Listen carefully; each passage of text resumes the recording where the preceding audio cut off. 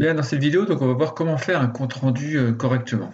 Alors déjà, dans le premier temps, il faut avoir un certain état d'esprit, savoir pourquoi on le fait et à qui on le fait. En fait, ce que vous devez faire, c'est que vous devez imaginer que celui qui lit votre compte-rendu doit pouvoir refaire ce que vous avez fait. C'est comme un journaliste qui relate un événement pour nous faire croire qu'on y était. C'est-à-dire qu'un élève qui va être absent en prenant votre compte-rendu, et ça doit être comme s'il était présent en fait.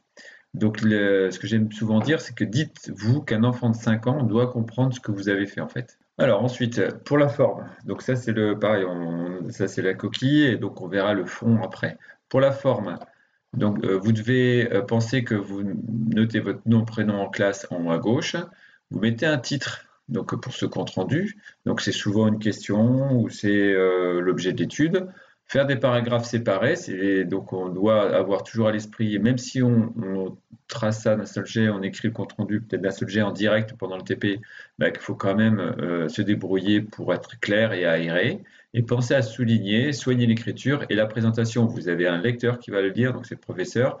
Faites en sorte de ne pas l'énerver parce que vous rendez quelque chose de sale. Vous devez vous débrouiller, même si c'est fait en direct, pour pouvoir écrire correctement, proprement, améliorer la présentation, même à la fin du compte rendu. Maintenant, concernant le fond, alors vous devez, même si le titre est déjà mis en place, vous devez expliquer le but de l'expérience, l'étude.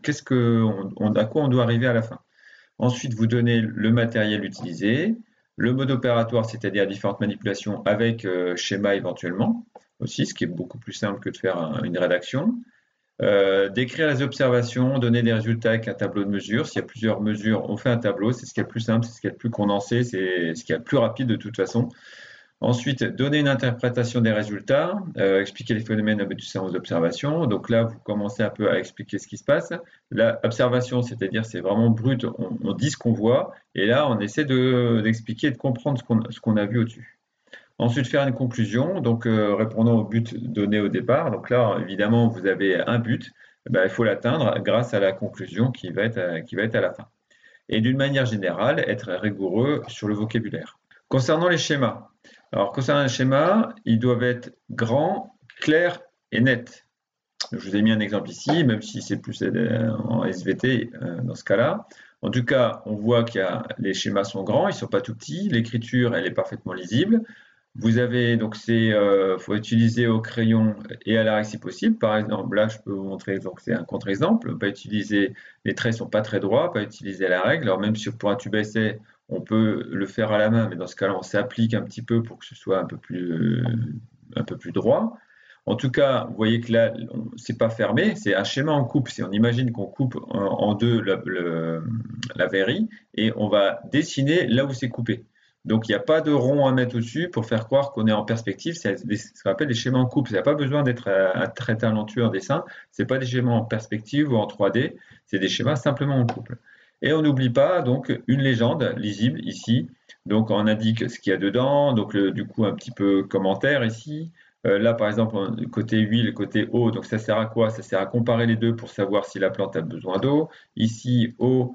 Et eau plus sel minéraux, ça sert à quoi? Ça sert à comparer s'il y a besoin de sel minéraux entre les deux, voilà.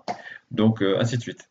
Donc en tout cas, débrouillez-vous pour mettre aussi un petit titre également, schéma des résultats d'expérience, ainsi de suite. Concernant les graphiques, bon ça j'ai fait une vidéo complète là-dessus, donc vous pourrez vous y reporter, je mettrai le lien sous la description.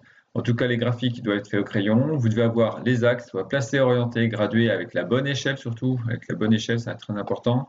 Graduer les axes avec les unités au bout, donc c'est-à-dire au bout des axes, vous devez placer, indiquer ce qu'il y a. Voilà, ici par exemple c'est numéro atomique, ici c'est énergie de première ionisation et c'est en électronvolts, donc vous avez l'unité. Ici il n'y a pas besoin d'unité, c'est un nombre sans unité. Ensuite la courbe est correctement tracée. On a deux cas, soit les points sont alignés, on trace une droite à la règle, soit c'est en courbe, c'est en virage, donc on fait un virage qui est bien arrondi. Et on n'oublie pas le titre, comme ici, donc pour indiquer de quoi il s'agit. Il faut toujours expliquer de quoi il s'agit. Donc le titre graphique de, alors vous mettez le Y, qui est ici, en fonction du X qui est là. Donc si on résume, On a en fin de compte, qu'on fait un compte rendu, on doit avoir un certain état d'esprit, donc pour bien expliquer, bien communiquer, c'est un outil de communication en fait. Donc on essaie de bien communiquer, on fait attention à la forme, on fait attention au fond où il y a plusieurs paragraphes qui interviennent, les schémas on s'applique dessus et également les graphiques on s'applique dessus. Et avec ça, vous aurez fait un compte rendu parfait qui mérite un 20. Allez, j'espère que cette vidéo vous a été utile. N'oubliez pas de liker. Merci, ça m'aide beaucoup. Ciao.